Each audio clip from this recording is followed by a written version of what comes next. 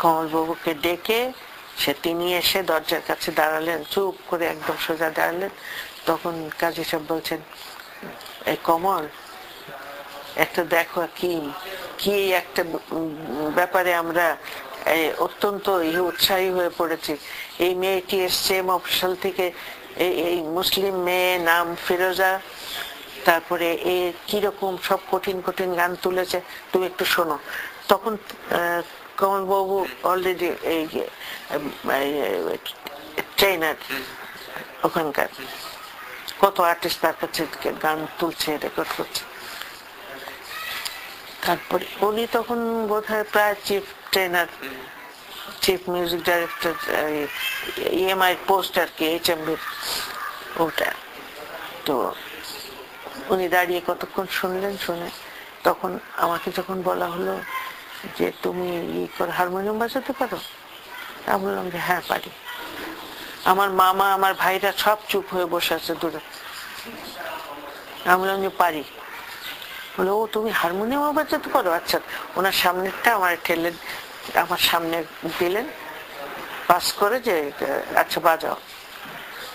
এখন আমি হারমোনিয়ামটা খুলে, এইটুক মানুষ হারমোনিয়ামটা খুলে বাজাতে শুরু করেছি। এর ভিতরে হচ্ছে কি, এই হারমোনিয়াম হচ্ছে ডাবল ইসের, ডাবল ডিজে, একটা টিপলেই অন্যটা অন্য অক্টেভের, একটা সা টিপলে অন্য অক্টেভের সাটা একসঙ্গে টিউন হয়।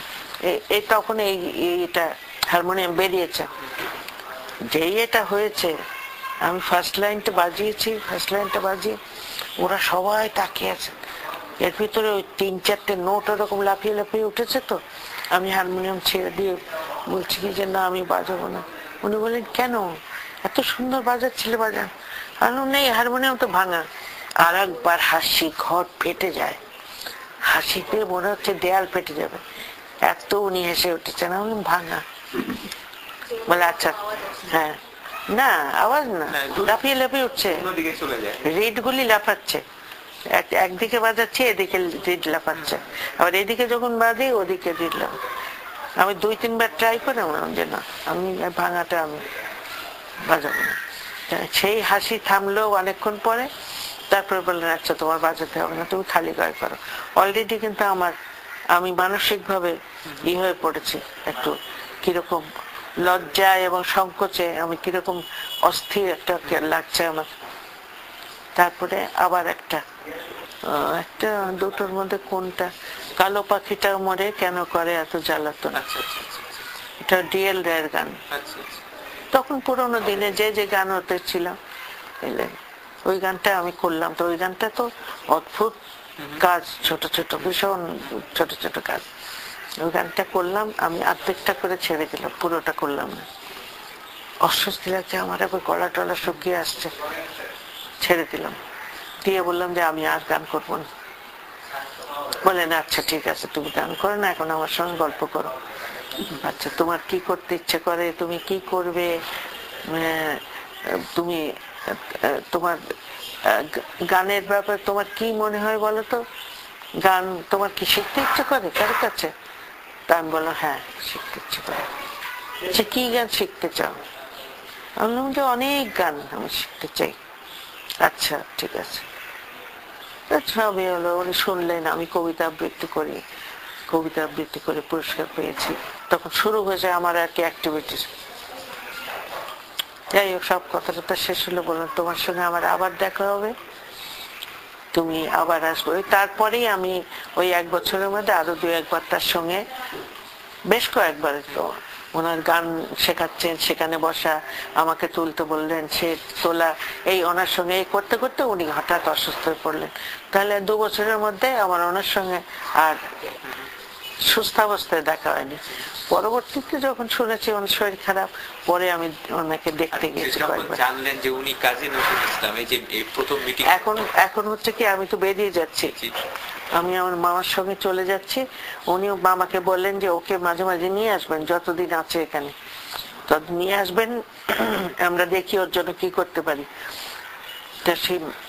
তা আমি এলাম, আমার মামার উপরে খুব রাগ। আমি যখন নেমে চলে আসছি, তখন আমি যখন চলে আসছি তখন মামা বললেন কি যে আচ্ছা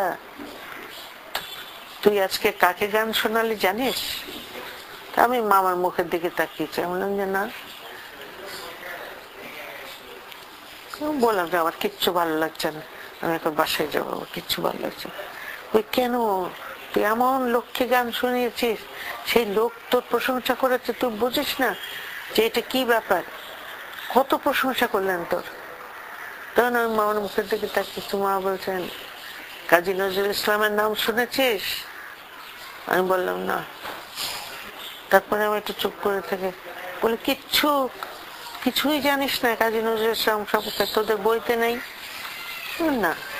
আর কিছু তোদের বাসায় তো অনেক ইটি হয়, কথাবার্তা হয়, তুই কি শুনিস নি কিছু কাজী নজরুল ইসলাম সম্পর্কে?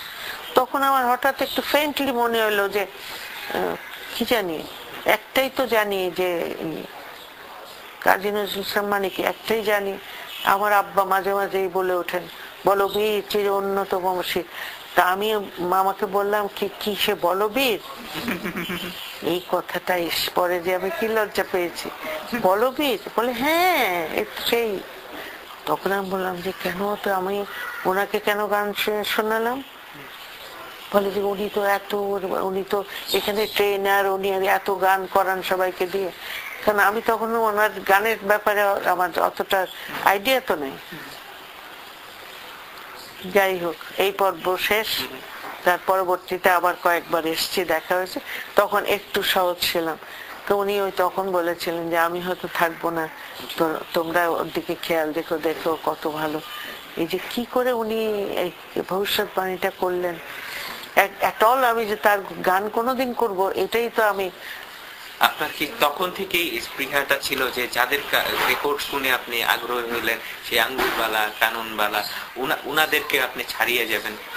না, কাউকে ছাড়িয়ে যাওয়ার ইচ্ছা আমার আজও নেই। আচ্ছা আচ্ছা। আমি কাকে ছাড়িয়ে গিয়েছি সেটা অন্যেরা বলে, কিন্তু আমার কোনো ইচ্ছা কাউকে পেছনে ফেলে সামনে চলে যাব তা নয়। আমার যেটা ছিল ডিটারমিনেশন, যখন ফুল ফ্লেজেড গান বুঝতে পারলাম অনেক রেকর্ড হচ্ছে, বছরে 3টে রেকর্ড হচ্ছে, আবার 2-3 বিভিন্ন ভাষায় রেকর্ড হচ্ছে, সেই সময় আমি শিখছি অনেক গান স্টকে। তারপরে ভয়েস ট্রেনিংটা হয়ে গেল, ঠুমরি শিখছি, দাদরা শিখছি, এসব হয়ে যাচ্ছে। কিন্তু আমি আস্তে আস্তে আস্তে ওই যে চিত্তরায়ের কাছে আমি যেসব গান শুনেছিলাম ফাঁকে ফাঁকে, আমার মাথার ভিতরে ওইটা, আমি চিত্তবাবুকে বললাম যে এইসব গান আমাকে শেখান। উনি বলেন তুমি এখনো ছোট, এসব গান শেখানো যাবে না, তুমি এসব গান করতে পারবে না। আমি বললাম যে আমি করতে পারবো, আপনি আমাকে শেখান। কিন্তু উনি অতটা আগ্রহ তখন করলেন না। তারপরে আমি মনে মনে খুব অসন্তুষ্ট হলাম। আমি ওনার, এখন তো চিনে গেছি, গানের জগতে বিচরণ করছি, নজরুল ইসলাম কে ছিলেন, নজরুল ইসলামের গানের কি বৈশিষ্ট্য, তখন আমি গভীর ভাবে এইগুলির ভেতরে যাচ্ছি। রেকর্ড হচ্ছে কিন্তু অন্য ভাষার গান, আধুনিক গান হচ্ছে, তারপরে গীত হচ্ছে, গজল হচ্ছে, ভজন হচ্ছে, কিন্তু আমি আস্তে আস্তে আস্তে সেগুলি শিখছি। আর প্রচ্ছদ এখানে একটা প্রলং নিজের ভেতরে অন্তর্নিহিত একটা প্র্যাকটিস চলছে, কি না এই কঠিন গানকে শিখতে হবে। কিন্তু কেন শিখতে হবে? আমি যখন দেখলাম, চিত্তবাবুর কাছে জিজ্ঞাসা করেছি, আচ্ছা ওনার গান কেউ গায় না কেন? ওনার গান এত ভালো ভালো গান কেউ এটা রেডিওতে করে না। তখন আমি রেডিওতে রেগুলার হ্যাঁ, কবে ছোট থেকে, আমি 39-এ শিশু মহলে পাশ করেছি। তারপর কলকাতা অল ইন্ডিয়া রেডিও, তখন তো ওই একটাই, কি করে যে যেতে পারলাম ওখানে, কি করে। তাই বলি যে বেগম রোকেয়ার চাইতেও আমার মনে হয় যে আমি অনেক বেশি কঠিন একটা জিনিসে চলে গেছি, কারণ আমাকে সাপোর্ট করার, ওইভাবে সাপোর্ট করার কেউ ছিল না। ওনার তো হাজবেন্ড অনেক কিছু করে দিয়েছেন, সেটা ওনার জন্য সহজ হয়েছে।